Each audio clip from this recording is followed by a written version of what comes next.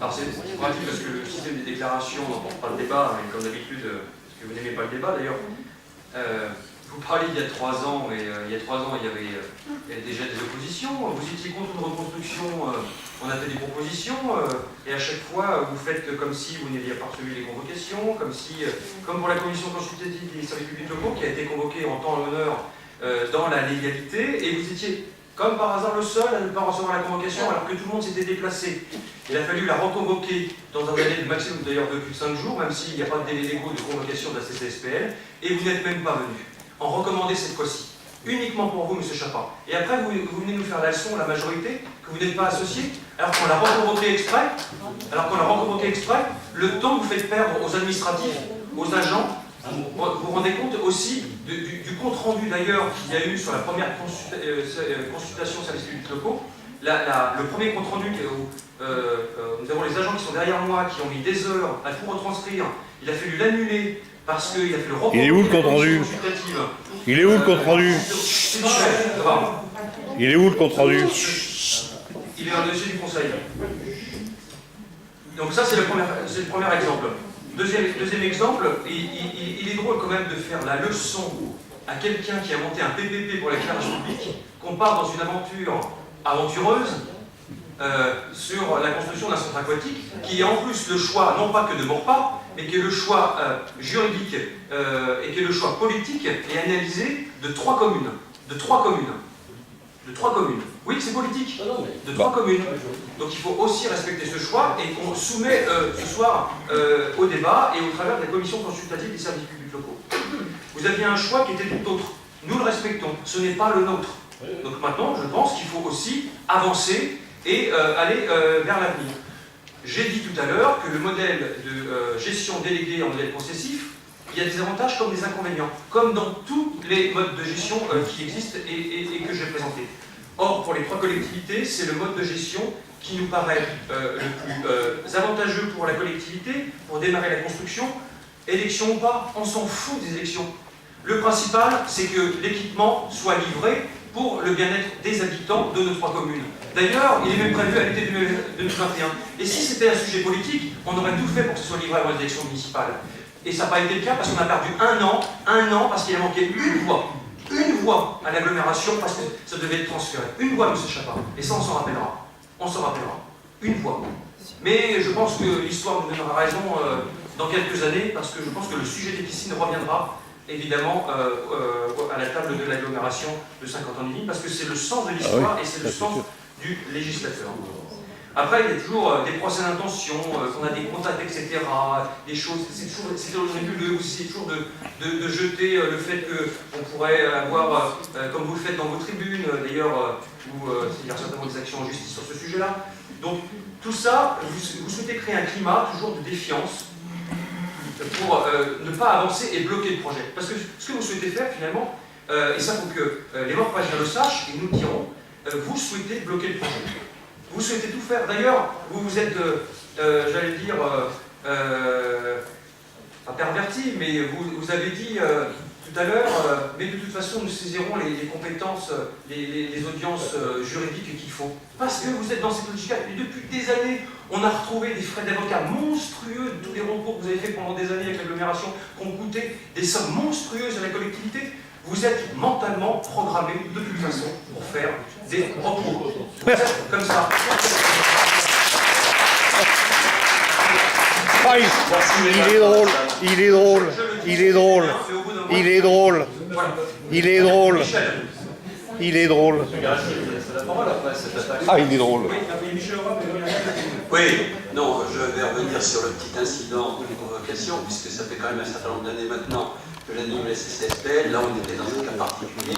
C'est effectivement, de quand on a été élu, la seule fois, et ça vous concerne, qu'il y a eu un incident, apparemment, dans la distribution du courrier. Alors j'espère qu'on ne retrouvera pas le cadavre d'un facteur quelque part dans le bon Maurepas qui est encore en train de chercher la boîte aux lettres. Mais enfin, bon, mais ça devenait même risible. Votre attitude sur ce sujet-là était risible. La deuxième chose qui m'inquiète plus, et là je prends ma casquette d'associative, c'est que la plupart d'entre nous, nous sommes dans des réunions de quartier, soit pour la vie associative dans des assemblées générales, nous avons systématiquement de la part de participants des questions sur l'avancement du dossier. Et alors, évidemment, on consacre le temps qu'il faut pour bien expliquer notre démarche qui aboutit à ce qui a été présenté aujourd'hui, mais le plus ennuyeux, c'est qu'on est obligé aussi de passer du temps à détruire la désinformation que vous faites. Je ne prendrai qu'un seul exemple. Il faut passer à chaque fois 5 minutes pour expliquer qu'on n'a pas arrêté la piscine pour payer la police municipale. Vous présentez des choses, 700 000 € de déficit d'exploitation de la piscine, soi-disant, monsieur le maire, c'est certainement comme ça qu'il a fait, a décidé un jour d'arrêter la piscine parce qu'il fallait vraiment payer les flics. Vous présentez la chose toujours comme ça. Et les exemples comme ça, j'en étonne. Ça veut dire que vis-à-vis des Maurepaziens qui ont droit à la vérité sur l'avancement de notre projet, aux limites qu'on y met, à la manière de le financer, au risque qu'on ne prend pas de consacrer de l'argent à une piscine alors que vous nous avez laissé un patrimoine dans un état déplorable et que les 3 gymnases, par exemple, mériteraient d'être faits aujourd'hui, je ne sais pas de quel argent on le ferait. Bon, toutes ces précautions, nous les avons prises, ben non, ça ne passe pas, et à chaque fois qu'on est en discussion avec les Maurepaziens, on passe la moitié de notre temps à descendre votre argumentation fallacieuse. Alors là, évidemment, avec ce que vous avez dit tout à l'heure, on n'est pas sur la planche, les enfants, hein. Dans les années qui vont venir, il va falloir qu'on se fasse un argumentaire sérieux pour expliquer à chaque fois, bon, vous voyez, c'est tout.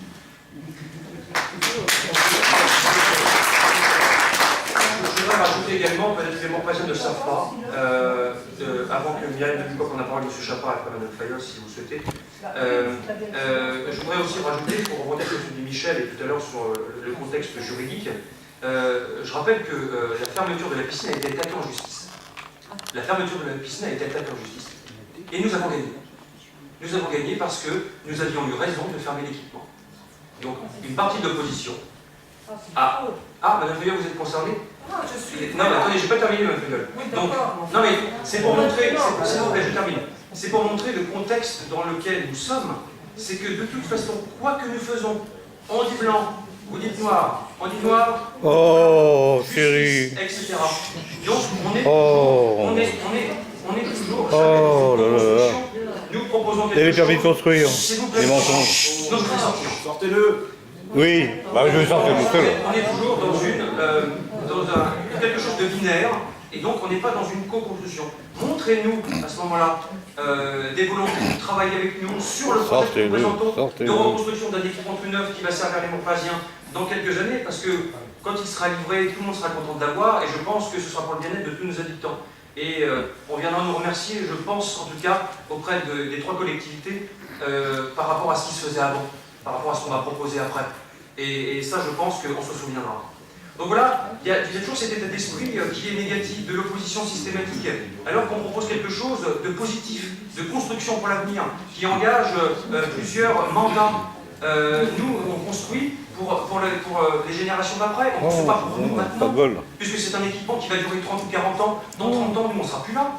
La volonté, c'est les choix que nous faisons aujourd'hui, c'est de construire l'avenir.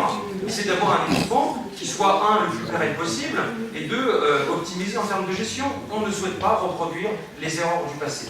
Et financièrement, nous ne pouvons pas, contrairement à ce que vous avez avancé sur le fait qu'il y avait des flous, etc. Non, tout est analysé pour nous diriger vers ce modèle de gestion, parce que financièrement, nous ne pouvons pas. Ou alors, il faut revenir sur des projets municipaux dans toutes les villes et abandonner des restructurations, des réhabilitations de cet équipement qui ont pourtant besoin de financer cet équipement. C'est ce que nous souhaitons faire. Voilà. Myriam. C'est bien. Moi, c'est une remarque, c'est pas une question. Moi, je voulais juste noter que si on a ce débat-là et si on est là aujourd'hui, c'est que l'entretien n'a pas été fait. Entretien qui avait été préconisé non seulement par les services de la ville, donc des techniciens, et y compris un audit qui volontairement nous a été caché au début de notre élection. Voilà. C'est bien, monsieur Chapal. Sur ce que vous avez dit, vous m'attaquez sur le PPP d'éclairage public, qui est un modèle du genre, puisque tout le monde en est satisfait, donc je vous remercie quand même de le rappeler. Et je vous rappelle que mon intervention n'était pas une intervention idéologique contre, justement. C'était pas une intervention idéologique contre telle ou telle solution, mais sur la faiblesse de votre dossier. Je rappelle aussi que pour ce partenariat public-privé d'éclairage public, qui succédait à un autre marché de 15 ans, il y avait un cadrage financier, extrêmement précis, ça ne devait pas coûter plus cher que ce que ça coûtait jusque-là, en moyenne annuelle pour les investissements et travaux, et en coût d'exploitation pour le reste, sur la dernière année. Donc il y avait un cadrage financier. Vous oubliez toujours ce petit aspect des choses. Quant au contentieux, alors ça, les bras m'en tombent quand je vous entends prononcer les mots que vous dites. Les contentieux, nous les avons financiers vis-à-vis de l'ancien syndicat d'agglomération nouvelle. Nous les avons tous gagnés, sauf un. Nous les avons tous gagnés, sauf un. Ils ont rapporté des millions d'euros. Et ces contentieux-là, ce n'est pas nous qui les avons imaginés, engagés. Nous n'avons fait que reprendre la situation qui nous a été laissée par nos prédécesseurs pour aller dans le même sens. C'est exactement le contraire de ce que vous faites vous. C'est tout ce que je voulais préciser. En tout cas, votre politique, d'ailleurs vous le confirmez ce soir, est une politique d'aventure dangereuse. En tout cas, on ne copiera pas sur vous. Avec la qualité des équipements que vous nous avez laissés, on n'en serait pas là aujourd'hui. Et je souhaite répondre aussi à une de vos interrogations. Vous dites qu'il n'y a pas de cadrage financier. Mais alors, on va peut-être vous faire prendre des cours de droit, parce que la commission consultative des services publics locaux, il n'y a pas de cadrage financier. Ça, c'est la AMO, c'est la délibération d'après, qui va cadrer le montage financier, et à ce moment-là, on en reparlera en conseil municipal. Vous voyez, vous mélangez tout. Non, excusez-moi, je ne mélange pas tout. Là, on est en train de prendre des décisions pour l'avenir. Il n'y a pas de cadrage financier à ce stade, ce qui est une obligation. Alors, les cours de droit, nous dirons, je vous propose d'y aller ensemble. Non, c'est bon. Madame Fayolle. Oui. Bon, d'abord, je suis d'accord avec mes collègues, là, puisque comme vous le savez, depuis la fermeture de la piscine, nous sommes pour une réhabilitation de l'existant. Et donc, là, dans le projet que vous nous proposez, c'est pas un projet d'ailleurs, c'est le recours, rien n'est chiffré. La réhabilitation n'est pas du tout étudiée, ni sur le plan financier, ni sur le plan technique. On ne voit que votre solution qui est retenue. Et en plus, la réhabilitation aurait permis d'ouvrir le centre aquatique beaucoup plus rapidement. Voilà ce qu'on voulait dire. Donc, on ne soutient pas du tout ce recours. Madame Malakia. Je voudrais juste dire que j'ai toujours été contre la réhabilitation. Ce n'est pas nouveau. J'ai déjà eu cette position lors de précédents mandats. J'ai déjà été contre la réhabilitation de Camus, on a vu pourquoi, parce que c'était une trop petite salle pour Maurepas, que Coignard a tout de suite pris l'avantage sur Maurepas, etc. J'ai été contre la réhabilitation de la bibliothèque, même si on l'a appelée ensuite médiathèque. Pour moi, c'était une petite réhabilitation, il n'y avait pas vraiment d'intérêt. Je suis donc pour la reconstruction de la piscine avec des équipements, comme vous l'avez dit tout à l'heure, nouveaux, qui vont dans le sens du bien-être des Maurepasiens, des jeunes Maurepasiens. C'est ce que demande maintenant la population. Et donc moi, je vais voter pour ce projet. Et à mon avis, cette concession de service public m'apparaît être la meilleure. J'ai lu le dossier correctement. M'apparaît être la meilleure solution, même si il y a peut-être des inconvénients, mais il y en avait dans toutes les propositions. Et moi, je ne peux pas accepter que l'on dépense trop d'argent pour la piscine au détriment de la réhabilitation. Là, cette fois, malheureusement, il faut parler de réhabilitation des écoles ou des équipements, comme je l'ai demandé depuis que je suis conseillère municipale. Donc, ça n'est pas nouveau. Et donc, je voterai dans ce sens-là aujourd'hui. Tiens, avec une... Oui, après Sylvestre. Oui, monsieur le maire, j'étais venu avec une déclaration, parce qu'après tout, il n'y a pas que les positions, il y a une déclaration, en souhaitant, justement, en invitant l'opposition à nous rejoindre sur ce projet, en tout cas une partie de l'opposition, qui n'est pas idéologique, justement. Puisque, comme vous l'avez dit tout à l'heure, une partie de notre opposition a été aux affaires à Maurepas et a effectué des contrats style PPP, a effectué des contrats, des SPL, notamment avec la CEMO, mais également des contrats avec les syndicats des autres. Donc, quelque part, a donné des services publics à un tiers. Donc je me suis dit, c'est exactement ce que l'on propose. Certes, avec des risques, mais aussi avec des avantages. Je pensais effectivement qu'en tendant la main, en mettant de côté ces 3 dernières années, qui effectivement, on aurait pu imaginer que c'était, on va dire, un objet politique.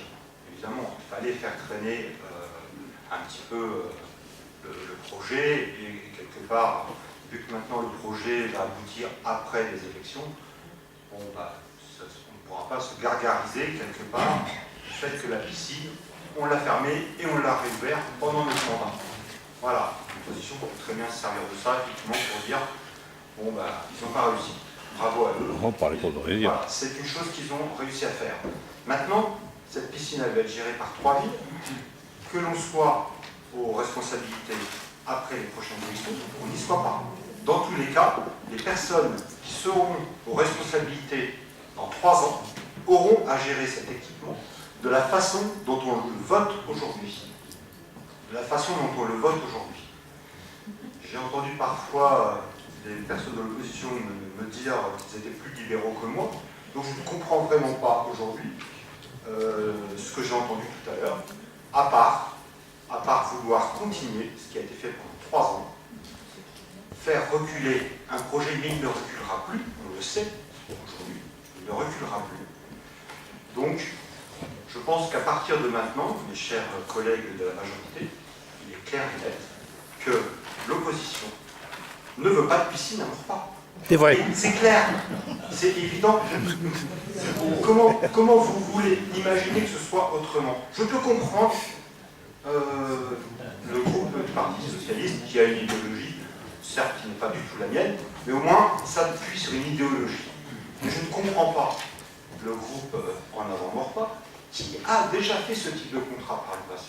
Donc s'ils ne le font pas aujourd'hui, c'est soit pour nous nuire, soit parce qu'ils ne veulent pas de piscine à Maurepas. Oh les salauds. Oh les salauds.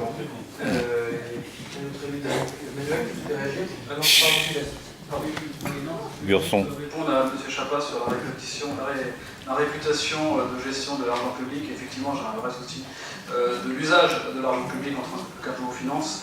En amont, nous avons eu effectivement des études donc, que nous avons pu étudier, donc, des simulations qui ont été faites par des experts en la matière pour comparer donc, le mode de gestion en régie et le mode de région de ces suivant concession. Dans toutes les simulations qui étaient faites, le coût global sur 25 ans avec une valeur actuelle nette des coûts était plus intéressant en concession. Et il y a un argument qui est assez important en termes de fiscalité, c'est que une structure commerciale portée par une entité publique ne peut récupérer ce que vous connaissez, la TVA, le FCTVA. C'est quand même 20% du projet. D'ailleurs, à Maurepas, on a eu beaucoup de mal, et l'État est beaucoup plus restrictif sur le sujet aujourd'hui, parce que bien sûr, l'État cherche de l'argent. Lorsque vous avez reconstruit le Café de la Plage à l'époque, vous avez eu énormément de mal à récupérer le FCTVA. C'est quand même 20% d'un projet. Et en l'occurrence, là, vous imaginez bien sur la globalité de ce projet, 20% c'est assez beau. Donc, en tout cas, les études que l'on a vues généraient plutôt, toutes les études qu'on a vues généraient plutôt une économie par rapport au mode régie. Voilà ce que je veux dire. Très bien. Merci Sylvestre. Très bien, plus d'autres observations. Donc on va prendre acte par le vote. Qui est contre? 4 voix contre. Qui s'abstient? Une abstention. Qui ne prend pas part au vote?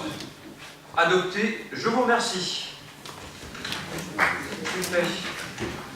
Allez, maintenant on passe à la convention consécutive du groupement de commandes.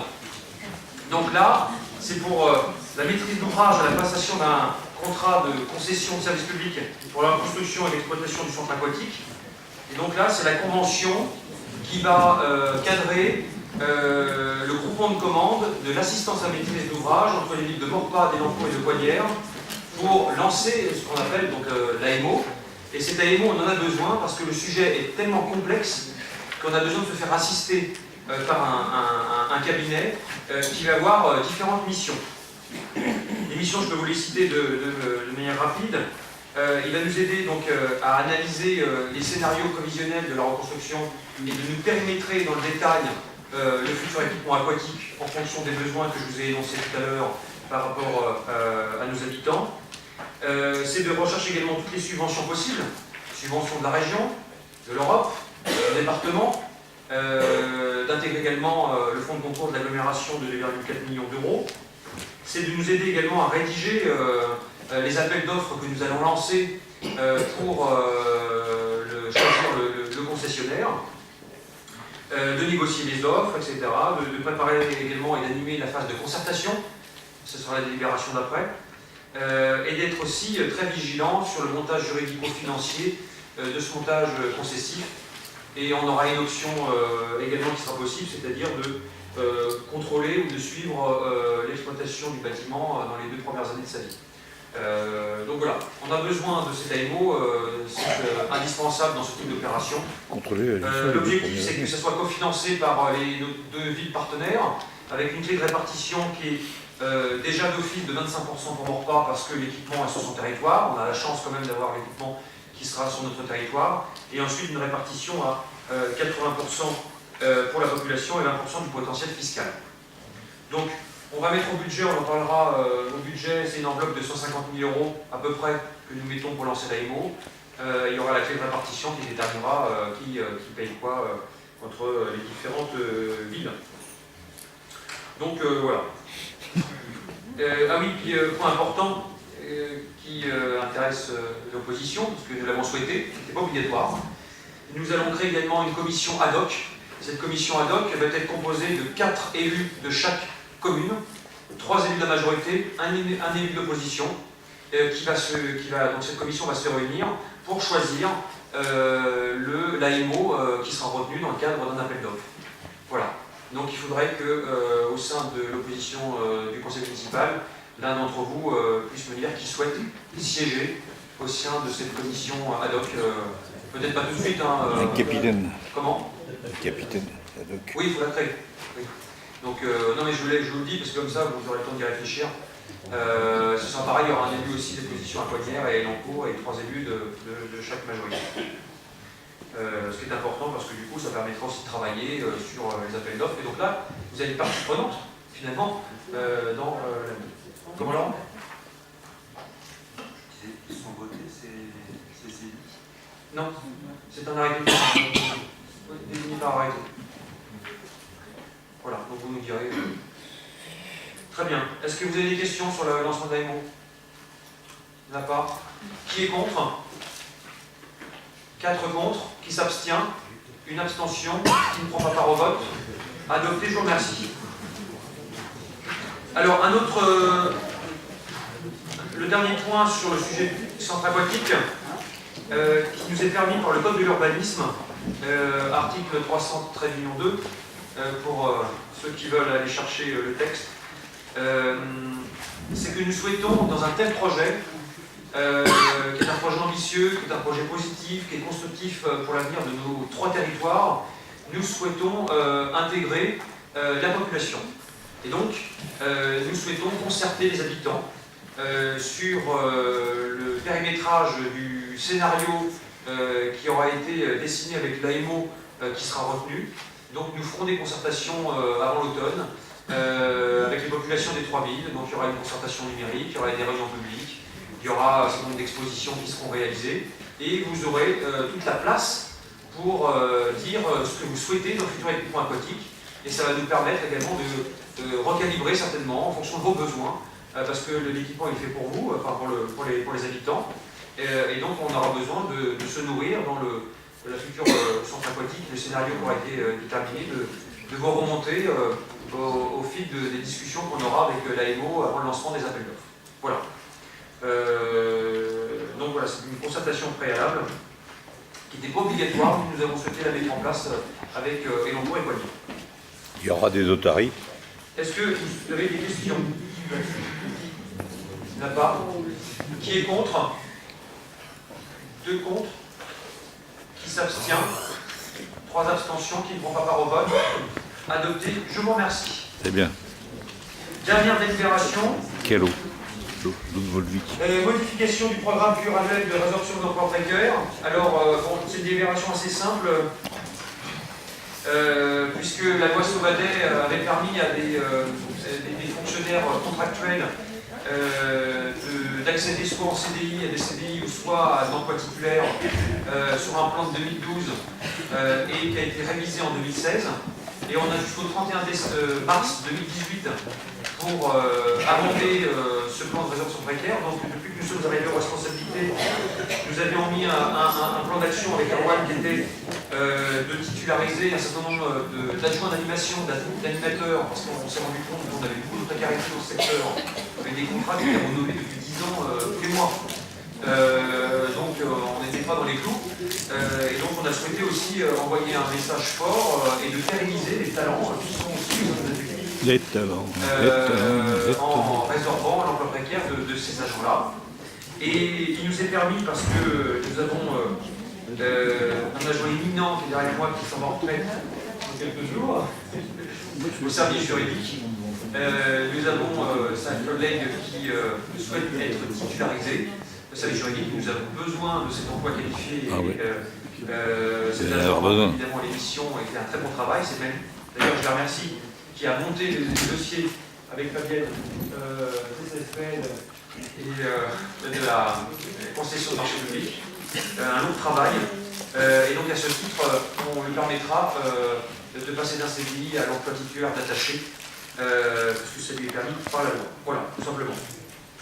Je rappelle au demeurant que tout ça a été validé par les comités techniques, syndicats, employeurs, à l'unanimité, que ce soit pour la piscine ou pour cette délibération que je vous présente. Est-ce que vous avez des questions? De la part? Qui est contre? Qui s'abstient? Adopté.